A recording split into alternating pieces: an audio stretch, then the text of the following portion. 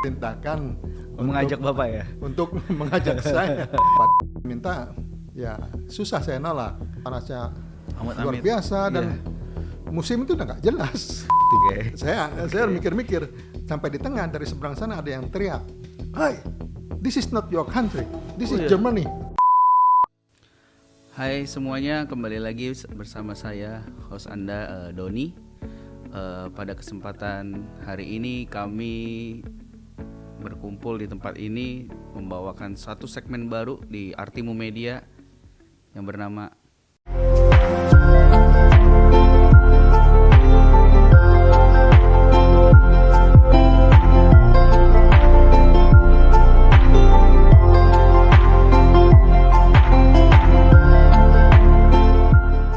Oke, pada siang hari ini kita lagi bersama Pak Profesor Sunaryo. Selamat siang Pak. Selamat siang Doni. Apa kabar Bapak hari ini? Harus baik, katanya harus baik. Iya, senang sekali Pak. Hari ini kita bisa berkesempatan sedikit podcast dengan Bapak, wawancara singkat mungkin di Bali lagi khususnya spesialnya. Bagaimana Pak perjalanan selama kurang lebih 2 hari ini mengikuti konferensi Pak? Perjalanannya sih oke ya, lancar, Siap. perkembangan segala macam.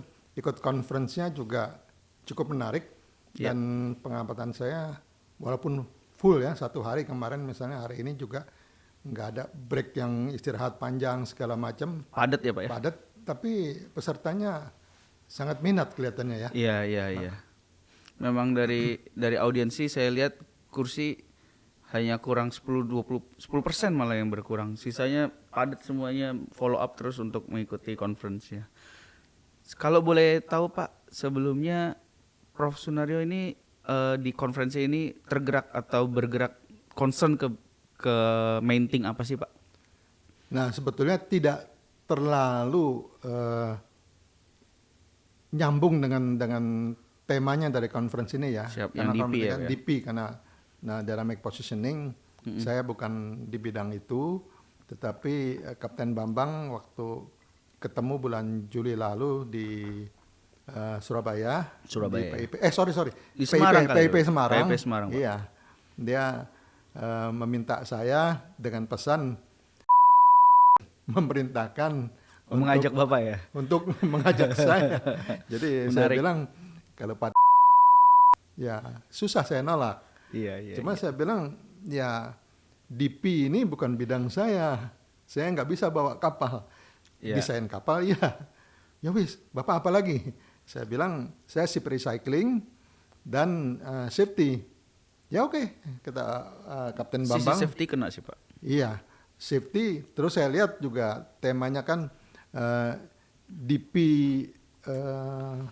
dan itu empowering offshore industry. Offshore energy. Yes. Ya, jadi saya bilang saya offshore energinya aja Pak, khususnya untuk safety yang ke sana. Oh ya, mantap lah katanya begitu. Yes. So memang safety itu sebenarnya kalau di dunia pelaut, bagi pengamatan saya Pak ya, safety di laut tuh memang diutamakan. Karena bangsa dari tali temalinya mereka aja, sedikit kesalahan, sedikit tidak mematuhi SOP, nyawa bisa melayang. Minimal luka-luka gitu Pak. Nah kalau dari poin tadi Pak, concern yang terkait safety-nya yang bagaimana ya Pak ya, dari offshore itu maksudnya? Nah ini yang untuk offshore, pertama kita lihat dulu nih trennya dari energi ini. Kan IMO juga sudah ada aturan dari Marpol itu untuk emisi gas buangnya kan. Di Uni Eropa sudah diterapkan itu 0,1 seca nggak salah. Terus sulfur dunia juga termasuk yang SDGs dari United Nations juga sangat menekankan emisi ya yang green atau kayak yang lain kita bilang blue.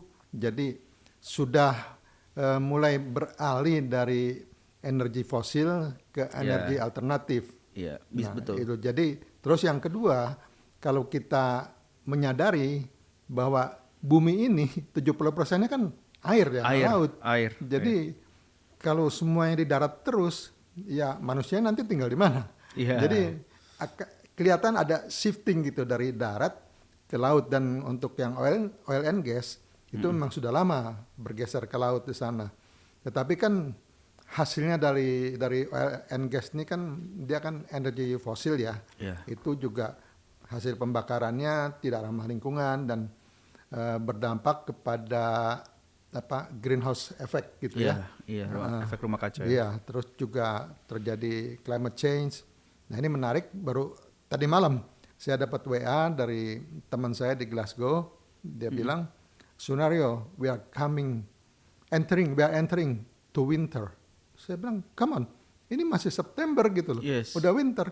Yes, it's due to climate change. Oke, terlalu cepat ya? Iya, dan kita rasakan kan panas, kalau panas-panasnya luar biasa dan musim itu udah nggak jelas. Iya, betul, setuju sih Pak.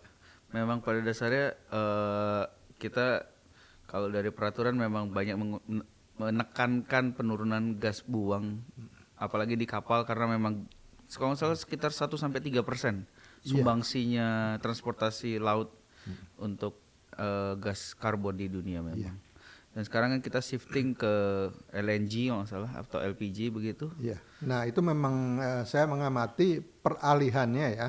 Ini dari yang energi fosil ke yang new renewable energy itu kan nggak bisa mendadak karena kita juga mesti realistis. Yang energi baru terbarukan itu di investmentnya masih tinggi sehingga applicability-nya juga masih agak rendah. Nah, ya, betulnya di seminar ini nanti saya akan membawakan mengenai pertimbangan itu juga. Menarik. Nah, tapi juga itu tahapannya. Jadi pertama itu kita targetnya itu mengurangi emisi gas buang dulu. Jadi hybrid biasanya itu antara diesel dengan LNG yang besar-besar ya. Sambil pelan-pelan ada yang hybrid dengan listrik. Iya, gitu. Jadi nanti mungkin atau pure gas gitu kali Pak. Iya, bisa juga pure gas. Terus dengan energi yang lainnya mungkin akan menyusul. Mungkin at the end barangkali listrik semua dan dari sumber yang lebih green. Iya, green. Ya, karena misalnya pakai baterai misalnya gitu. Atau pakai angin, solar panel, hidrogen misalnya gitu ya. Iya. Soalnya kalau misalkan sumber listriknya masih batu bara juga sih, jadi juga sama aja. Masih sama aja ya Pak. Iya. Karena limbahnya masih jalan juga gitu. Itu terkait decommissioning untuk rig ya kalau nggak salah Pak? Enggak cuma itu, tapi lebih saya tekankannya itu untuk safety yang untuk sumber-sumber energi di laut ya. Ya, jadi itu cuma salah satu bagian dari decommissioning offshore structure ya. Tapi lebih banyak saya tekankan semua yang ada kaitannya sama kegiatan di lepas pantai. Ya, dan utamanya untuk yang sumber energi dari lepas pantai. Jadi sekarang udah banyak yang wind farm itu tenaga angin yang di laut. Itu luas sekali. Terus tenaga surya itu misalnya di Cina tuh luas berapa hektar gitu. Terus juga energi gelombang, energi arus di bawah pakai turbin air di bawahnya. Itu banyak terjadi ya Pak ya? Iya, sudah banyak penelitian ke sana. Tetapi ya secara keekonomian itu memang banyak yang masih belum masuk ya. Jadi investmentnya tinggi. Terus penyalurannya juga kan listrik yang dihasilkan ya kita nggak bisa lemparin kan, mesti pakai kabel lagi di bawah. Dan itu juga ada cost lagi untuk instalasinya. Dan listriknya belum tentu sebesar yang sekarang juga ya Pak ya. Terus nanti listrik yang dijual revenue-nya belum tentu juga nutup investmentnya. Iya, betul. Belum lagi mengenai safety-nya. Semua ini risikonya tinggi. Iya, karena lepas pantai Pak. Lepas pantai, laut lepas pantai beda, lingkungannya Pak. Beda. Dan juga dari segi human faktornya ya, faktor manusianya. Kita kan memang diciptakan Tuhan untuk tinggalnya di darat bukan di laut. Betul. Iya, kecuali teman-teman kita orang Bajo kali. Iya. Nah, orang yang kerja di lepas pantai itu kan memang bukan diciptakan untuk tinggal di sana. Jadi ini banyak faktor-faktor manusia yang menjadi tantangan juga untuk risiko. Makanya banyak yang di oil and gas saja misalnya kan kalau nggak salah 2 minggu di laut, 2 minggu di darat begitu. Jadi tetap dia harus ada di daratnya. Nah, itu. Karena memang stressful sih Pak. Iya. Lingkungannya yang begitu ya stressful juga lingkungannya. Jadi faktor manusia ini juga menjadi penting untuk masalah safety ya. Iya, iya, karena human factor yang akhirnya walaupun tadi ada kata-kata terminologi menarik. Iya, prosedur sudah ada, tapi prosedur belum tentu dijalankan. Betul. Karena manusianya dalam tingkat mental atau stres yang cukup Nah, tinggi. ini kaitan dengan prosedur itu dan aturan. Nah, kita harus menyadari bahwa safety ini betulnya ya kalau aturan segala macam kan seolah-olah kita menganggap safety itu sebagai absolut ya. Ya. Hitam putih, kalau nggak gini begini, aturan kan begitu. Yes. Makanya sering kali, tapi kita mesti realistis. Banyak kali kecelakaan waktu ditanya kita udah ikuti prosedur, kok masih bisa? Dan kalau kita lebih realistis lagi, aturan itu kebanyakan dibuat hasil dari pengalaman adanya kecelakaan. Betul. Dan from accident. Iya, masa kita mesti harus kecelakaan dulu gitu loh Baru bikin belajar. aturan. Nah, sebetulnya safety itu istilahnya itu non-absolute entity. Jadi dia diterapkan di mana, kondisinya bagaimana, dan persepsi orang yang menjalankan aktivitas itu. Contohnya, orang nyebrang jalan di zebra cross gitu ya. Siapa? Tujuannya kan bukan jalan di zebra cross, tujuannya kan sampai ke seberang dengan aman. Yes. Nah, misalnya di zebra cross itu ada lampu merah, apa istilahnya, red Stop man di sign-nya. sana ya. Nah, kalau nggak ada mobil yang jalan di sana, apakah kita boleh jalan kalau red man-nya nyala? Ya, kita balik lagi nanya, tujuannya kemana? Taat sama lampu merah, apa kita mau ke seberang? Iya. Nah, jadi tinggal persepsi. Iya. Orang Indonesia barangkali terobos saja. Iya. Itu poin antara baik dan benar. Iya. Kalau benar ya mungkin kita harus menunggu si lampu merah dulu. Tapi baik udah kosong juga ya Pak. Iya. Ya itu jadi persepsi, jadi non absolute entity. Iya.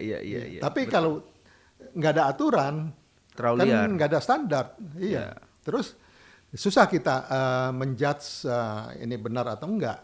Jadi memang perlu ada itu, tapi mungkin aturannya itu kita disimulasikan. Itu seperti yang buat juga oleh IMO, salah satunya itu adalah formal safety assessment. Siap. Jadi kita mengassess hazardnya yang potensi-potensi bahaya itu, dari tiap potensi bahaya ini risknya apa. Nah dari risk itu kita akan nilai, jadi risk analisisnya ada risk levelnya, lalu kita coba cari tahu penyebab risk ini apa, akar masalahnya ya. Nah dari akar masalah itu kita coba buatkan jalan keluarnya, jadi istilahnya itu risk control options-nya. Jadi banyak option. Nah dari banyak option ini kita pilah-pilah dengan cost benefit analysis. Jadi ya itu tepat kali orang Indonesia istilahnya. Ada barang ada harga. Iya. Siap. Ya, jadi bisa aja kita dapatkan safety yang ideal gitu ya. Tapi ya nggak realistis dari cost-nya. Jadi yang ya istilahnya itu alarm ya, as low as applicable, reasonable gitu ya kira-kira gitu. As long as reasonable. Iya. Memang menarik sih Pak. Jadi kalau kita berusaha mendorong apa ya, setiap concern kita, kalau dari Prof Sunaryo biasanya keluh kesahnya disampaikan kemana sih Pak? Kalau kita sebagai orang awam nih, misalkan terutama ya kita mungkin bergerak di dunia industri laut lah. Iya. Kalau sebagai orang awam, kayaknya kita menemukan kita bisa menemukan loophole atau suatu hole masalah gitu. Sekiranya kita tindak apa yang bisa kita lakukan Pak? Yang umum sih dilakukan ya, karena hampir yang tadi Pak Doni katakan tuh segala sesuatu di laut ini udah ada aturannya. Betul. Jadi selalu kita refer to peraturan ini tentang aturan atau tidak. Tetapi yang pendapat saya tadi, karena safety itu non absolute, sehingga nanti dari hasil assessment kita itu akan keluar semacam guidance atau SOP untuk industri tertentu atau aktivitas tertentu. Nah itu akan menjadi pegangan yang tidak mati, itu dynamic gitu. Jadi ikuti perkembangan, ya nanti kita akan mengadopsi perkembangan teknologi juga, dan segala macam itu. Jadi aturannya ini bukan aturan yang kaku jadinya. Baku ya. Iya. Sehingga selalu diupdate dengan perkembangan teknologi dan perkembangan segala macam lingkungan yang terjadi kayaknya gitu ya. Iya. Makanya saya setuju dengan kata-kata ya, kita even manusia pun kita selalu adaptable with the zamannya kan. Ya kan kemarin juga siapa tuh yang bawakan? Iya, tentang Konghucu katanya dikatakan selalu ada perubahan gitu. Yes. Kita nggak bisa stick to the one point. Bisa. Karena kalau nggak kita ketinggalan udah. Kalau ada orang hari ini nggak mau pakai handphone ya udah. Nanti dia akan ketinggalan sendiri dia. Iya. Bahkan ada kalau soalnya dari one of the audience say we will extinct if not adapting to new challenges. Iya, kemarin kan kasih contoh banyak perusahaan besar misalnya Kodak, Sony, Nokia, Canon. Iya. Quite interesting, sir. Oke, so basically itu aja sih Pak yang kita mau coba obrolkan, dan kami sangat berterima kasih Pak sekali lagi. Sama-sama. Untuk kesempatannya, untuk kesediaannya membagi 1-2 ilmu Bapak Prof. Sunaryo kepada kami dan kepada audiens kami. Anytime Pak, kita selalu terbuka. Katanya pendidikan gitu, jadi kalau kita nyimpen ilmunya itu busuk ilmunya. Jadi ilmu itu mesti dibagiin. Iya, kita pass on to the next generation ya Pak. Iya. Dan nggak akan hilang kalau kita bagi ilmu. Siap. Ya, terima kasih Pak Doni. Oke, terima kasih semuanya sudah mengikuti bincang-bincang kita pada kesempatan kali ini. Sekiranya ada 1-2 ilmu yang bisa kita serap, segala hal yang baik boleh kita ambil dan hal-hal buruk boleh kita jauhkan saja. Terima kasih sekali lagi untuk Prof. Sunaryo untuk waktunya. Kami berdoa supaya kesempatan yang lain kita bisa berjumpa, berbagi lagi ilmu yang lain. Terima kasih guys. Sampai jumpa lagi di lain kesempatan.